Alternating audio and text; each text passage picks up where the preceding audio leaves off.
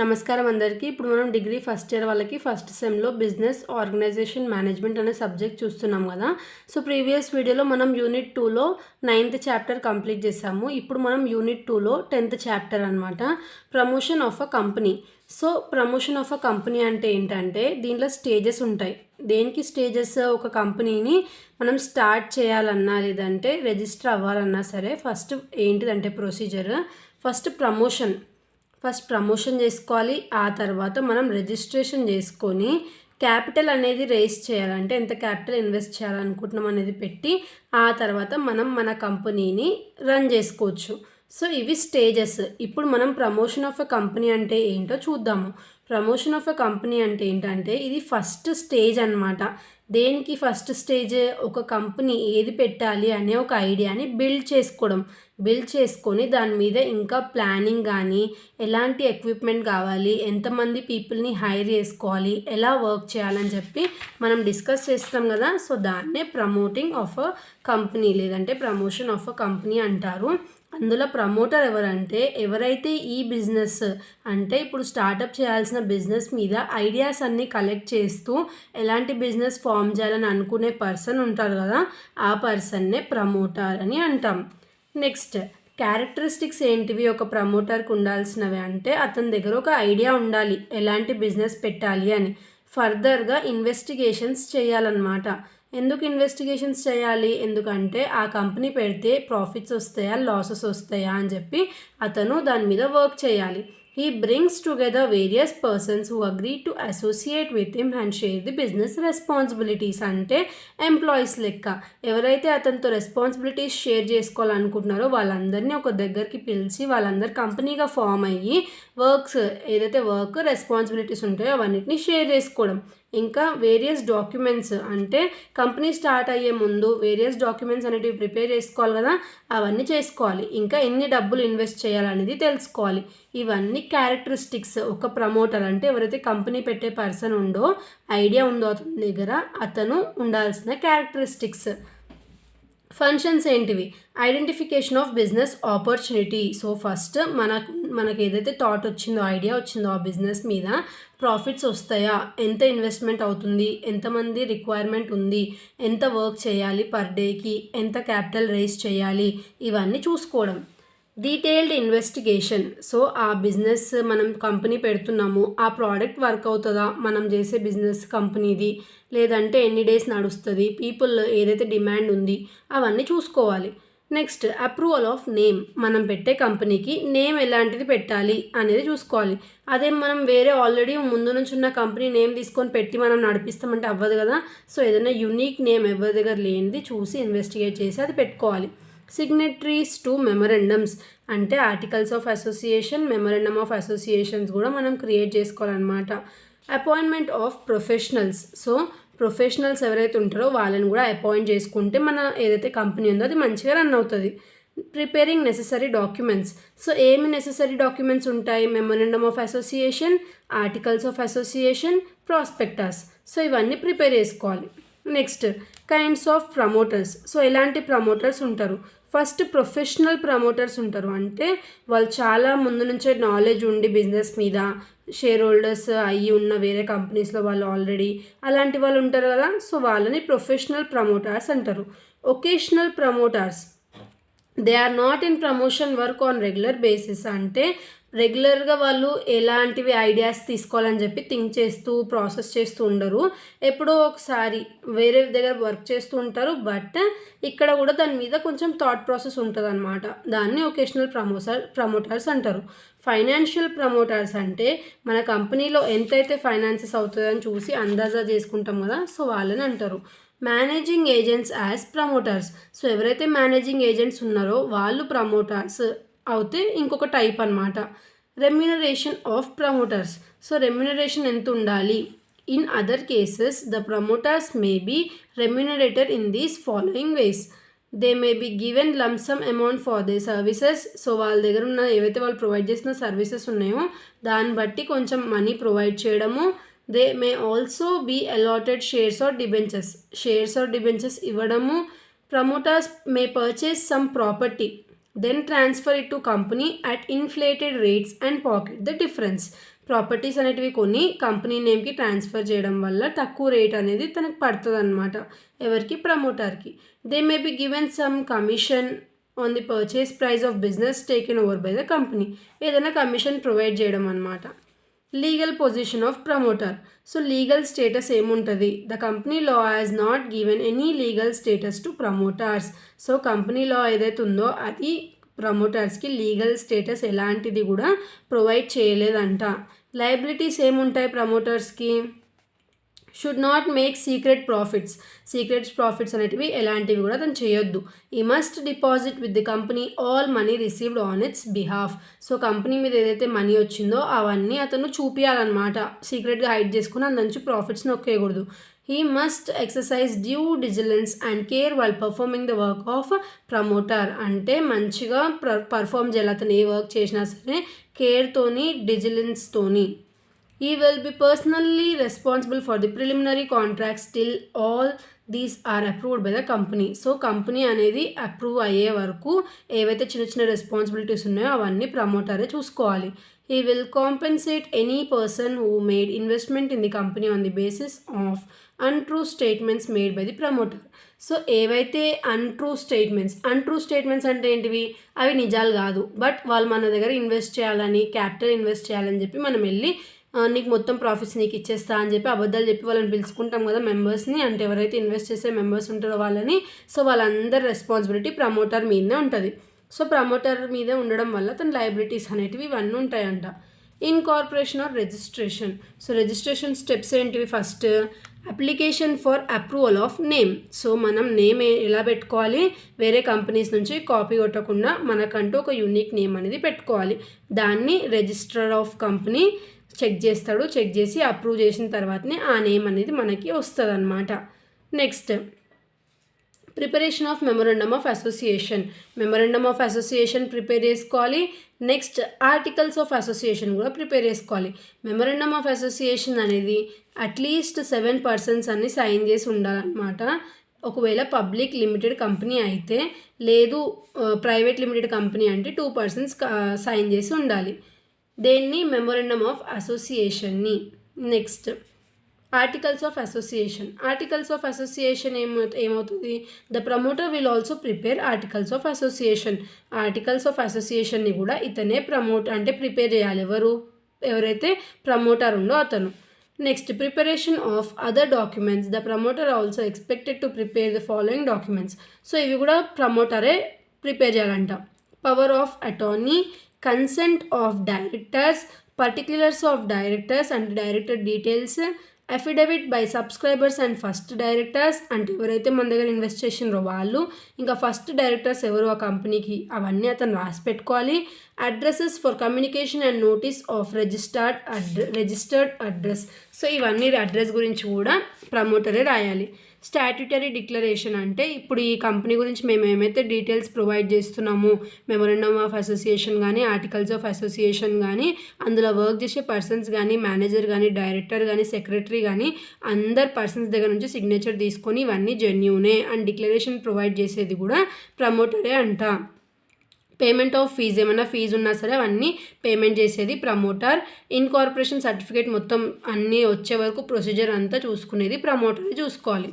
Effect of certificate of incorporation. So ఏమవుతుంది? Certificate of incorporation వచ్చిన తర్వాత అంటే బిజినెస్ స్టార్ట్ అయిన తర్వాత బిజినెస్ అనేది ఇన్కార్పొరేట్ చేసుకొని వాళ్ళు ఏం చేస్తారు? ఫస్ట్ ఒక సర్టిఫికేట్ అనేది ఇలా పంపిస్తారు. ఇక్కడ మనకి ఎగ్జాంపుల్ ఇచ్చిన చూడండి, సర్టిఫికేట్ది ఇలా పంపించిన తర్వాత బిజినెస్ అనేది మన హ్యాండ్స్లోకి వచ్చేస్తుంది అనమాట. అప్పుడు మనం మన కంపెనీని కంటిన్యూ చేయొచ్చు. Capital subscription or raising of capital. So capital subscription ఏంటిది? ఎంతమంది ఎంత క్యాపిటల్ రైజ్ చేయొచ్చు అనేది ఇక్కడ మనకు ఉంది. Following steps are required to raise funds from the public. So public ఎలాంటి ఫండ్స్ రైజ్ చేయొచ్చు? SEBI approval. సో సెబీ అంటే ఏంటిది? సెక్యూరిటీస్ ఎక్స్చేంజ్ బోర్డ్ ఆఫ్ ఇండియాది అప్రూవల్. ఫైలింగ్ ఆఫ్ ప్రాస్పెక్టస్ చేయాలి. బ్యాంకర్స్, బ్రోకర్స్, అండర్ రైటర్స్ది అపాయింట్మెంట్ తీసుకోవాలి. మినిమం సబ్స్క్రిప్షన్ అనేది చేసుకోవాలన్నమాట. నెక్స్ట్ స్టాక్ ఎక్స్చేంజ్లో అప్లికేబుల్ ఉండాలన్నమాట. అలాట్మెంట్ ఆఫ్ షేర్స్ చేయాలి పీపుల్కి. Commencement of business. సో ఇవన్నీ అయిపోయిన తర్వాత అప్పుడు మనం మన బిజినెస్ని కమెన్స్ చేసుకోవచ్చు, అంటే కంటిన్యూ చేయొచ్చు, స్టార్ట్ చేయొచ్చు. Declaration by the director. ఎవరైతే డైరెక్టర్ ఉండో అతను డిక్లరేషన్ అనేది ఇవ్వాలి. Filing of verification of registered officer. So registered ఆఫీసర్ది లాస్ట్ ఫైనల్ వెరిఫికేషన్ కూడా అవ్వాలి. Relevance of certificate of commencement. So ఏదైతే మనకి బిజినెస్ స్టార్ట్ చేసుకోవచ్చు అనే డాక్యుమెంట్ ప్రూఫ్ ఉందో అది మనం మనతోనే పెట్టుకోవాలి ఎవిడెన్స్ లాగా. ఎందుకంటే ఈ బిజినెస్ మనం నడుపుతున్నామంటే ఫర్దర్గా ఎవరైనా వచ్చి క్వశ్చన్ చేసే ఛాన్సెస్ ఉంటాయి కాబట్టి మనం వాళ్ళు ఇచ్చిన ఎవరైతే సర్టిఫికేట్ ఇచ్చిండ్రో కమెన్స్మెంట్ది అది పెట్టుకుంటే ఎవిడెన్స్ లాగా మనకి ఎవ్వరు ఎలాంటి లీగల్ యాక్షన్స్ తీసుకోవడానికి ఉండదు. డాక్యుమెంట్స్ ఏంటివి? రిజిస్ట్రేషన్ కావాలంటే మనం ఎలాంటివి పెట్టుకోవాలి? మెమోరండమ్ ఆఫ్ అసోసియేషన్ ప్రిపేర్ చేసుకోవాలి, ఆర్టికల్స్ ఆఫ్ అసోసియేషన్ ప్రిపేర్ చేసుకోవాలి, ప్రాస్పెక్టస్ ప్రిపేర్ చేసుకోవాలి.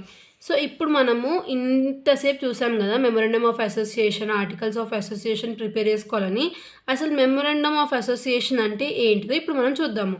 సో మెమోరండమ్ ఆఫ్ అసోసియేషన్ అంటే ఏంటంటే is the constitution of the company and provides the foundation or on which its structure is built. It is the principal document of the company and no company can be registered without memorandum of association. It defines the scope of the company activities as well as the relationship with the outside world. So memorandum of association ante entante company activities అన్నిటినీ అందులో క్లియర్గా define చేసి ఉంటుంది. Only company యాక్టివిటీసే కాకుండా out side వాళ్ళతో ఆ company relationship ఎలా ఉంది అనేది కూడా క్లియర్గా మెన్షన్ చేసి ఉండేదే memorandum of association.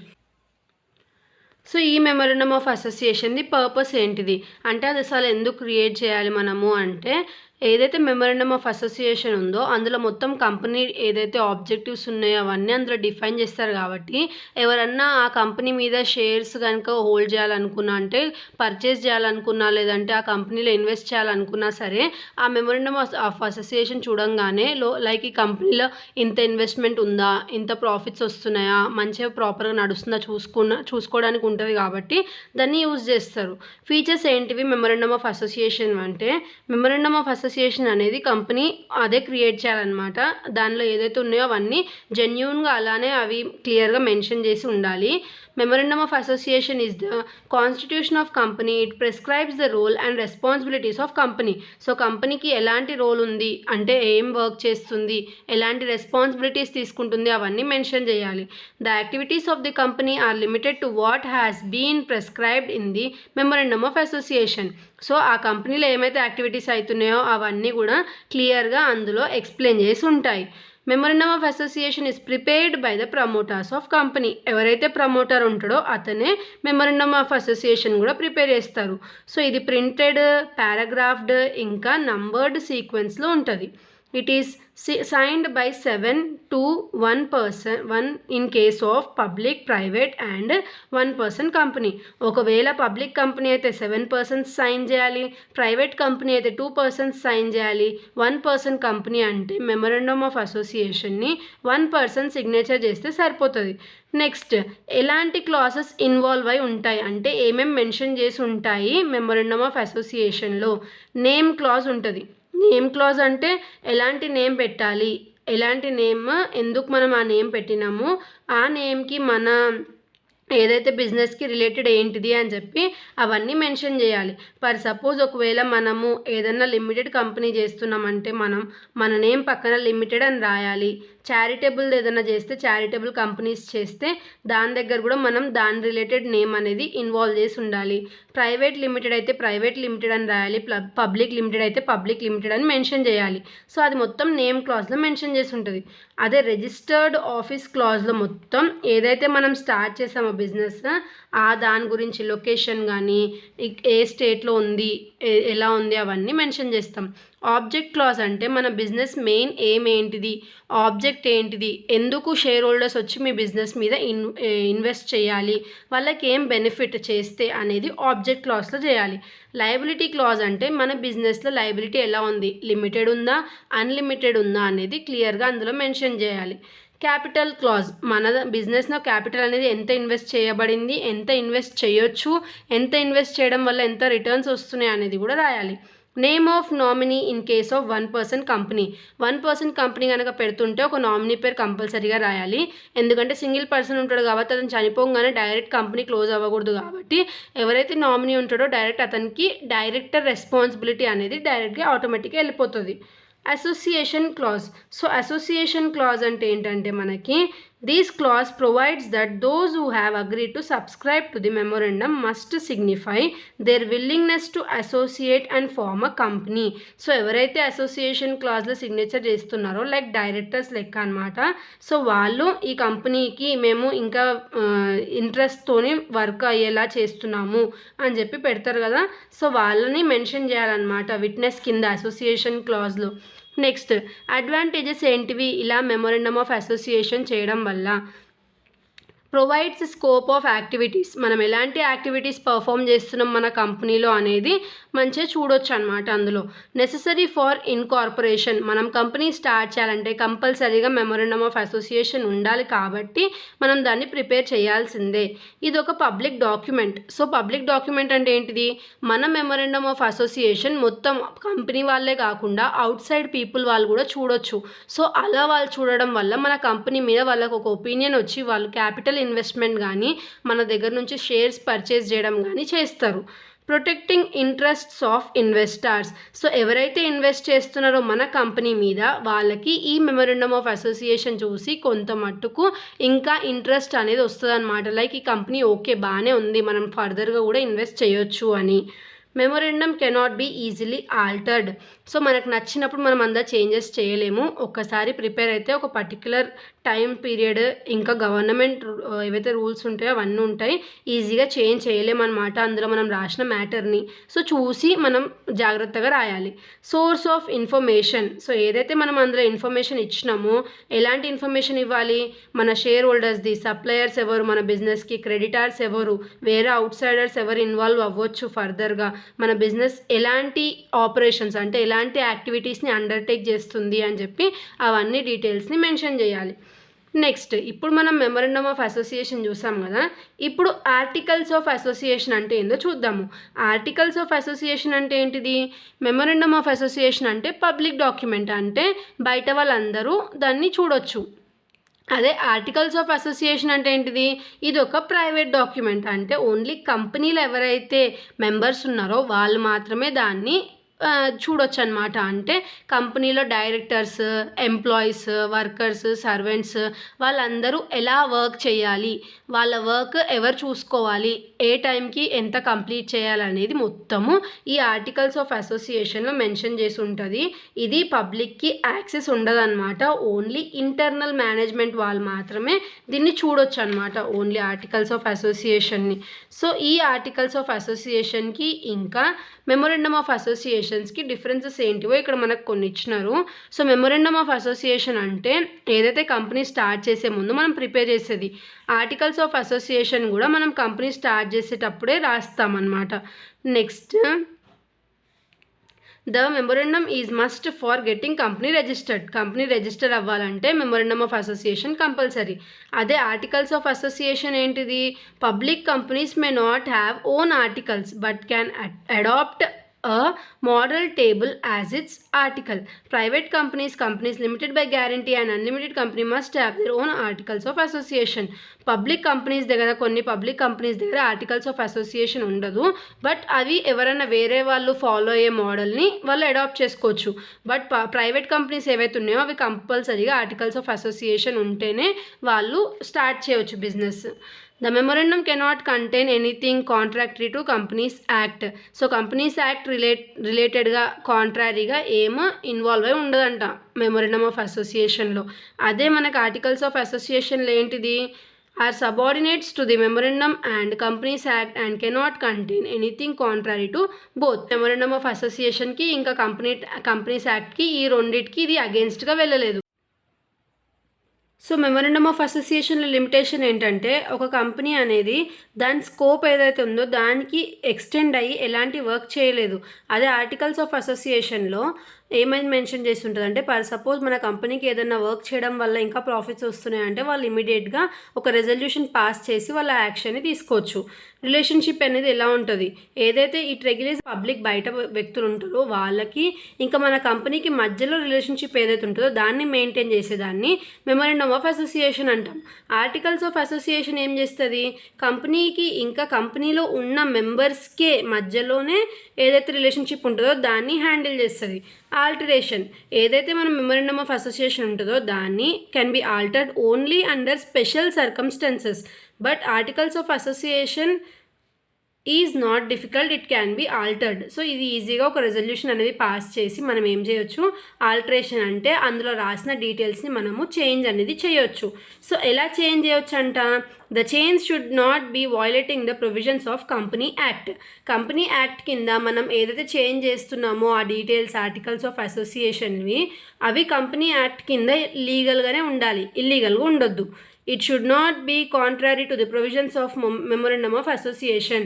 Memorandum of అసోసియేషన్లు ఏవైతే మెన్షన్ చేసి ఉన్నాయో అవిటికి అగేన్స్ట్గా ఉండొద్దు ఆర్టికల్స్ ఆఫ్ అసోసియేషన్. అలా మార్చేటట్టయితే మార్చుకోవచ్చు. The change must not have anything illegal items ఎలాంటివి యాడ్ చేయొద్దు.